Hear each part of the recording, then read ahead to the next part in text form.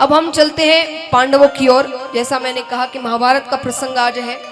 राज सूर्य यज्ञ होता है, पांडव करवाते हैं। राज सूर्य यज्ञ में सभी देवी देवता, यक्ष, गंधर्व, किन्नर, ऋषिगण, राजा महाराजा सभी को बुलाया जाता है।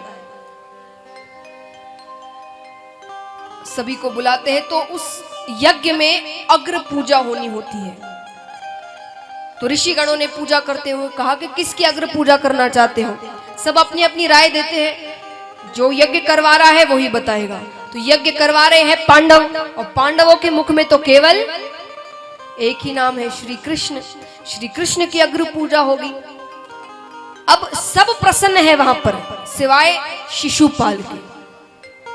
शिशुपाल और दंतवक्र। तो महाराज शिशुपाल खड़े होते हैं, खड़े होकर कहते हैं कि देखो यहाँ इतने बड़े बड़े राजा महाराजा बैठे हैं, लेकिन पूजा किसकी हो रही है? इस ग्वाले की, इस चोर की। ये तो राजा महाराजाओं का अपमान है कि ग्वाले की पूजा कर रहे हैं हमारे सामने। पांडव खड़े होते हैं,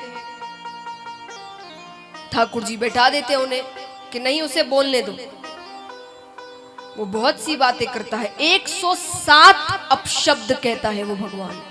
कितने अपशब्द? जोर से कहिए, जोर से कहिए। 107 अपशब्द कहता है। अब महाराज ठाकुर जी खड़े होते हैं। शिशुपाल, मैंने अपनी बुआ को वचन दिया था कि तुम्हारी 108 गलतियां मैं माफ कर दूंगा। तुमने 107 अपशब्द कह दिए मुझे, एक और अपशब्द कहा तो फिर मुझे दोषी मत ठहरा। शिशुपाल ने कहा जिसने 107 सुन लिए वो 110 सुन लेगा, वो कायर है। कहते कहते कह दिए 109 शब्द। भगवान ने उठाया सुदर्शन चक्र, दूर से फेंका। शिशुपाल का वध होता है। दंतवक्र भी आगे जाते हैं, उनका भी वध होता है। अब वो चक्र जल्दी जल्दी में फेंका तो ठाकुर जी की उंगली थोड़ी सी कट जाती है। उंगली कटती है तो पीछे से द्रौपदी जी आती है, अपनी साड़ी फाड़ती है और ठाकुर जी के हाथ पर बांध देती है।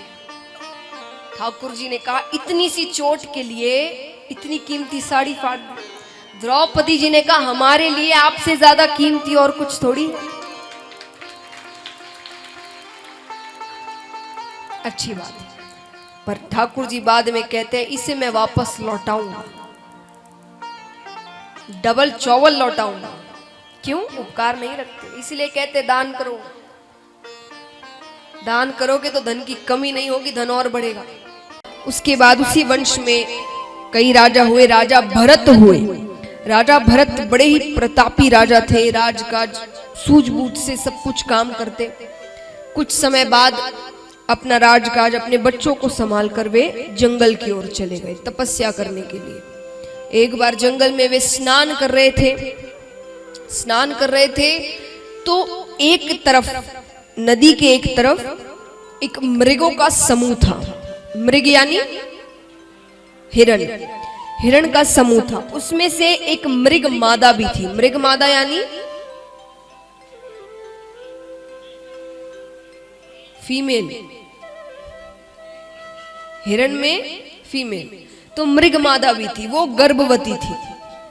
अचानक एक सिंह की गर्जना करने की आवाज होती है, तो जितने मृग थे वे सब नदी से छलांग लगाकर नदी के दूसरी ओर आने लगे। वो मृग मादा भी डर गई, उसने भी छलांग लगाई। उसने छलांग लगाई तो उसके गर्भ में से बालक नीचे गिर गया। नीचे गिर के पानी में चला गया। पानी में भरत जी स्नान कर रहे थे, उन्होंने उसे पकड़ लिया। अब मृग मादा की तो मृत्यु हो गई, तो उस बालक को भरत जी अपनी कुटिया लेकर आ गए। अब दिन भर उसके साथ रहते। अब देखिए ये मनुष्यों का स्वभाव है। अगर आप 24 घंटा किसी के साथ रहेंगे तो उसमें मोह पड़ जाना स्वाभाविक है, उससे प्रेम हो ही जाता है। तो यहां पर 24 घंटा भरत जी उस मृग बालक के साथ रहते। सो रहे हैं तो वो पास रहे, भोजन कर रहे हैं तो वो पास रहे, स्नान कर रहे हैं तो वो पास रहे, पूजा कर रहे हैं तो वो पास रहे। हर वक्त मृग बालक, अब एक बार वे पूजा पाठ कर रहे थे, वो मृग बालक बाहर खेल रहा था, तभी एक मृगों का समूह आया।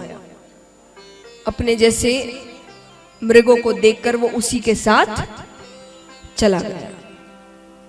अब यहां पूजा करके वो मृग बालक को अंदर बुलाने आते हैं, देखते हैं तो मृग बालक कहीं नहीं, हर जगह ढूंढ रहे हैं, नहीं मिलता। काफी समय चला जाता है, अंत समय निकट आता है। अंत समय इतने वर्षों बाद भी महाराज उनके मुख में केवल एक ही नाम, मेरा मृग बालक कहां गया। वो कहते अंत समय में जिसका नाम मुख से लो वही योनि प्राप्त होती है, इसलिए कहते भगवान का नाम लेना चाहिए, तो बाकी जो योनियां उनसे छुट्टी मिल जाएगी, भगवान के पास जाएंगे। तो उन्होंने मृग बालक का नाम लिया, उन्हें मृग योनि प्राप्त हुई। अब लेकिन अपने राजकाज में उन्होंने